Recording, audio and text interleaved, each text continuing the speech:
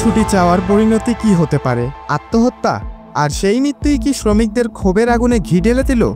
আজকের প্রতিবেদনে জানুন গাজীপুরের এই চাঞ্চল্যকর ঘটনার পেছনের সব তথ্য। আপনি দেখছেন জিবিসি বাংলা, সত্য ও ন্যায়ের পথে। গাজীপুরের শ্রীপুরে শ্রমিকের মৃত্যুকে কেন্দ্র করে উত্তপ্ত হয়ে উঠেছে জিন্নাত নিউওয়্যার লিমিটেড কারখানা এলাকা। একজন শ্রমিক জাকির হোসেন, মাত্র 25 বছর বয়স, সোমবার সন্ধ্যায় কারখানার ছাদ থেকে লাফিয়ে আত্মহত্যা করেন তিনি। কেন এমন করলেন জাকির? শ্রমিকদের দাবি, ছুটি চাইতে গিয়ে তাকে অপমান করা হয়েছিল। কর্তৃপক্ষের দুর্ব্যবহারই জাকির মানসিকভাবে ভেঙে পড়েন, আর সেই অপমান সইতে না পেরে তিনি ছাদ থেকে লাফ দেন। ঘটনার পরদিন মঙ্গলবার সকাল 9টা বেক্ষুদ শ্রমিকরা জড়ো হন কারখানার সামনে। তারা জানতে চান প্রতিবাদ, দাবি তুলতে চান জবাবদিহিতার, কিন্তু সেখানে আগে থেকেই অবস্থান করেছিল পুলিশ। এক পর্যায়ে শ্রমিকদের সঙ্গে পুলিশের ধাওয়া পাল্টা ধাওয়া শুরু হয়। ভাঙচুর হয় পুলিশের গাড়ি, ছোড়া হয় টিয়ার শেল।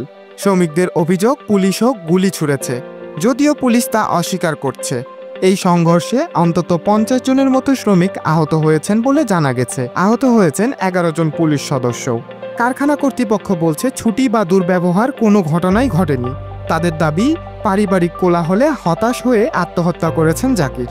কিন্তু প্রশ্ন উঠেছে, যদি পারিবারিক সমস্যাই হতো তাহলে শ্রমিকদের এত ক্ষোভ কেন?